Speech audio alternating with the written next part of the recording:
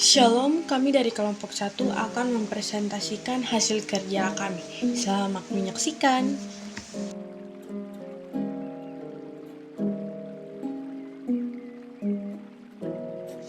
Nah, kemudian ada sejarah dari Yunani kuno. Yang pertama itu rentan waktunya itu dari 1700 sebelum Masehi, itu periode utama, sampai 146 sebelum Masehi. Yang zaman pertama adalah zaman kegelapan, itu dimulai dari tahun 1100 sampai 800 sebelum Masehi. Itu adalah zaman dimana setelah runtuhnya peradaban zaman perunggu. Kemudian ada periode Arkais atau zaman Arkais, yaitu itu pada tahun 800 sampai 490 sebelum Masehi. Itu adalah bangkitnya polis atau negara-negara kota dan sistem politik. Kemudian ada periode klasik atau zaman klasik yang dimulai dari tahun 490 sampai 323 sebelum Masehi. Itu puncak kejayaannya ditandai dengan perang Persia dan Peloponnesos. Kemudian dilanjutkan pada zaman Helenistik, atau itu dimulai dari tahun 323 sampai 146 sebelum Masehi, yang mana itu penyebaran budaya Yunani oleh Alexander Agung ke Timur Tengah dan Italia. Kemudian ada warisan dari Yunani kuno. Pertama itu ada bahasa, politik, seni, filsafat, pendidikan. Nah, dimulai dari arsitektur dan bangunan, di mana Parthenon atau kuil megah di Athena yang dikasihkan untuk Dewi Athena. Kemudian ada Akropolis atau benteng dan pusat keagamaan di atas bukit Athena. Lalu dilanjutkan ada sistem pemerintahan dan sosial, mana terdapat demokrasi. Sistem pemerintahan yang pertama kali diterapkan di Athena. Kemudian ada city state, konsep negara kota mandiri seperti Sipra dan Athena. Lalu dilanjutkan pada ilmu pengetahuan dan seni, di mana ada filsafat, pemikiran dari tokoh-tokoh besar seperti Socrates, Plato, dan Aristoteles. Kemudian ada Olimpiade, pekan olahraga yang telah dimulai dari tahun 776 sebelum Masehi untuk menghormati dewa Zeus. Plato mengatakan bahwa musik mereproduksi atau menghasilkan emosi. Pemikiran-pemikiran Plato mengenai musik menjadikannya salah satu tokoh paling berpengaruh dalam teori musik Yunani kuno. Aristoteles mengangkat opini umum bahwa musik itu menyenangkan. Selain itu, musik juga meniru emosi sehingga dapat mempengaruhi karakter seseorang. Aristoteles menempatkan musik sebagai bagian dari etika kehidupan bernegara di Yunani kuno. Pythagoras dianggap sebagai penemu bahwa senar yang panjangnya tepat setengah dari senar lain akan menghasilkan nada yang tepat 1 oktav lebih tinggi ketika dipukul, dan deret nada atau deret harmonik merupakan fitur fisika. Aristosthenes memberikan kontribusi yang luar biasa dalam bidang teori musik dan ritme. Aristosthenes membahas unsur-unsur yang belum pernah dibahas oleh banyak orang sebelumnya. Jenis alat musik yang berada di masa Yunani kuno dan bagaimana cara memainkannya. Yang pertama adalah gitara. Gitara adalah alat musik petik dimainkan dengan posisi miring atau tegak, di mana seringkali ditopang menggunakan tali bahu. Nah, pemain menggunakan plektrum atau pick di tangan kanan untuk memetik senar, sedangkan jari tangan kiri meredam senar yang tidak diinginkan. Nah, hal ini akan menghasilkan nada yang dalam dan kuat. Yang kedua adalah liria. Liria adalah alat musik petik di mana dimainkan dengan petik menggunakan jari atau plektrum, yaitu alat petik di satu tangan. Nah, sementara untuk tangan lainnya menahan senar yang tidak diinginkan untuk berbunyi. Yang ketiga adalah aulos. Aulos adalah alat musik tiup, dimainkan dengan meniup sepasang pipa alang-alang berlidah ganda secara bersamaan. Pemain menggunakan kedua tangan untuk menutup lubang nada pada pipa ganda untuk menghasilkan melodi yang ada. Yang keempat adalah barbiton. Barbiton adalah alat musik tiup, dimainkan dengan meniup mouthpiece sambil menggetarkan bibir dan menekan katup untuk mengubah nada. Yang kelima adalah alat musik trigonon. Trigonon adalah alat musik petik, dimainkan dengan cara memetik senar-senarnya menggunakan jari-jari. Nah, pemusik seringkali memegangnya dalam posisi tegak, dalam rangka kayu diletakkan menempel pada dada. Yang keenam adalah alat musik pandura. Alat musik ini dimainkan dengan cara dipetik, yang dimana tangan kanan digunakan untuk memainkan melodi, dan tangan kiri digunakan untuk memainkan bass.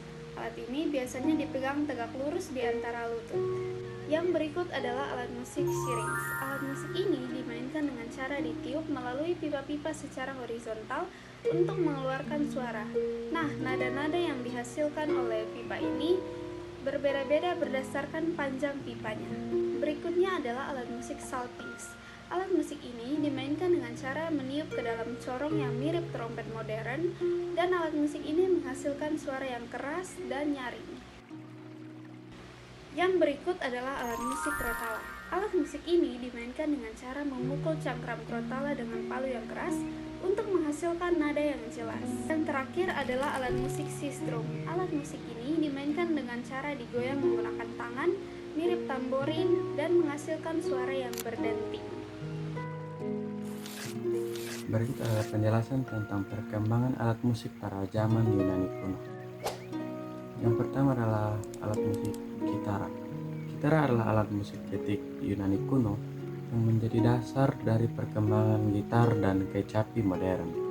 Teknik memetik menggunakan praktikum masih mudah digunakan sampai sekarang, terutama dalam musik konser dan pertunjukan modern.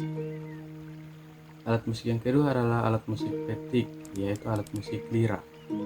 Alat musik petik yang kemudian berkembang menjadi lire dan harpa modern. Alat ini juga mempengaruhi konsep harmoni dalam musik barat, yaitu memainkan beberapa nada secara bersamaan untuk menghasilkan keselarasan. Yang ketiga adalah alat musik aulos. Aulos adalah alat musik tiup yang menggunakan sistem red atau lidah getar. Alat ini menjadi cikal bakal oboe dan bason. Sistem ini masih digunakan dalam alat musik orkestra modern. Selanjutnya ada alat musik barbiton. Barbiton adalah alat musik berdawa yang menghasilkan nada rendah. Alat ini menginspirasi perkembangan alat musik seperti lute dan gitar bass yang berfungsi sebagai penghasil nada rendah dalam musik modern. Yang kelima ada alat musik trigon. Perkembangannya adalah alat musik ini adalah alat musik petik berbentuk segitiga yang menginspirasi awal harpa modern. Sistem senar vertikal pada trigon masih digunakan pada harpa saat ini. Yang keenam adalah alat musik pandura. Pandura adalah alat musik petik dengan leher panjang. Alat ini berkembang menjadi mandolin, lute, dan gitar modern. Yang ketujuh adalah strings. Strings adalah alat musik tiup yang dikenal sebagai pan flute. Bentuk dan cara memainkannya masih digunakan sampai saat ini. Yang kedelapan adalah salpinx. Salpinx adalah alat musik tiup yang menjadi cikal bakal trompet dan alat musik bass modern. Yang kesembilan adalah krotala. Krotala adalah alat musik perkusi yang menjadi dasar kastanyet dan alat perkusi ritmis modern. Dan alat musik yang terakhir atau alat musik yang ke-10 adalah sistrum. Sistrum adalah alat musik perkusi yang menghasilkan bunyi gemerincing dan menginspirasi tamborin modern. Dan itu adalah penjelasan tentang perkembangan musik pada zaman Yunani kuno. Nah, kemudian kita masuk pada zaman Renaissance. Nah, Renaissance sendiri berasal dari bahasa Latin yaitu renaître yang berarti kelahiran kembali. Kemudian terjadi pada abad ke-14 hingga ke-17, bermula di Italia dan menyebar ke seluruh Eropa. Kemudian jatuhnya Konstantinopel pada tahun 1453, para sarjana Bizantium melarikan diri ke Italia membawa manuskrip kuno, memicu kebangkitan intelektual. Kemudian karakteristik dan dampak dari Renaissance sendiri. Yang pertama adalah revolusi seni, humanisme, teknologi, sikap kritis, kemudian ada reformasi gereja. Pemikiran kritis memicu gerakan reformasi Protestan, eksplorasi dunia baru, semangat ingin tahu mendorong penjelajahan samudra pada tahun 1492, di mana penjelasan tentang humanisme itu seperti menekankan potensi dan nilai manusia, bukan lagi berfokus pada teosentrisme atau ketuhanan.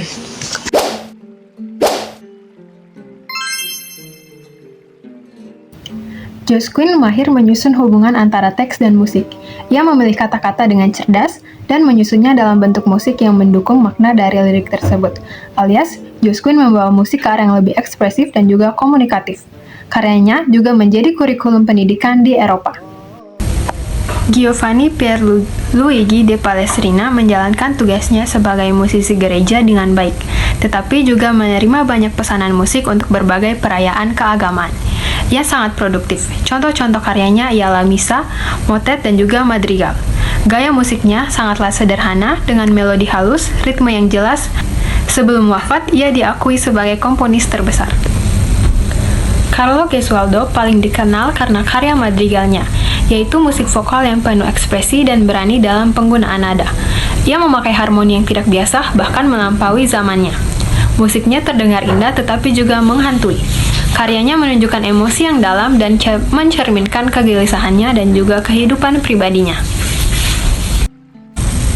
Thomas Tallis dikenal karena kemampuannya menggabungkan teknik-teknik polifoni dari Eropa daratan dengan tradisi musik gereja Inggris. Ia menciptakan karya dengan berbagai tingkat kerumitan, dari lagu-lagu untuk jemaat sampai komposisi paduan suara istana. Jenis alat musik pada zaman Renaissance dan bagaimana cara memainkannya. Yang pertama adalah alat musik harpa. Harpa adalah alat musik petik, dimainkan dengan memetik senar-senarnya menggunakan jari, yaitu jari jempol, dan ketiga jari lainnya. Nah, biasa harpa diduduki dan disenderkan pada bahu pemain. Yang kedua adalah mandore. Mandore adalah alat musik petik, dimainkan dengan cara memetik senar-senarnya menggunakan jari ataupun menggunakan alat bantu, yaitu plektrum. Yang ketiga adalah lute. Lute adalah alat musik petik di mana dimainkan dengan cara memetik senar-senarnya menggunakan jari-jari ataupun menggunakan alat bantu atau plektrum. Yang keempat adalah recorder. Recorder adalah alat musik tiup, dimainkan dengan cara ditiup seperti suling. Nah, recorder dimainkan dengan cara menutup atau membuka lubang menggunakan jari tangan untuk menghasilkan nada-nada yang ingin dihasilkan. Yang kelima adalah alat musik cromhorn. Cromhorn adalah alat musik tiup, dimainkan dengan cara ditiup dengan tekanan udara yang stabil. Nah, lidah akan bergetar di dalam windcam, akan bergetar dan menghasilkan suara berdengung yang khas. Yang keenam adalah alat musik serpent. Alat musik ini dimainkan dengan cara meniup menggunakan teknik buzzing atau menggetarkan bibir ke dalam corong berbentuk cangkir mirip seperti trompet atau trombon.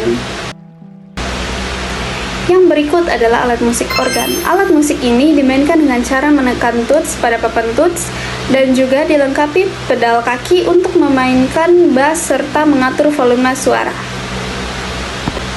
Yang berikut adalah alat musik virginal. Alat musik ini dimainkan dengan cara ditekan seperti pada piano, tetapi dengan sentuhan yang lebih ringan karena senar yang dipetik diletakkan di atas meja. Berikutnya adalah alat musik spinet. alat musik tekan yang dimainkan dengan cara menekan pada tuts. Mekanisme tuts yaitu memukul senar atau memetik senar. Yang terakhir adalah alat musik dulcian. Alat musik ini dimainkan dengan cara meniup menggunakan teknik tangguing atau lidah seolah mengucapkan kata du atau dut. Kemudian jari digunakan untuk menutup lubang-lubang suara untuk menghasilkan nada yang tepat. Berikut adalah perkembangan alat musik dalam zaman Renaissance. Yang pertama adalah musik harpa.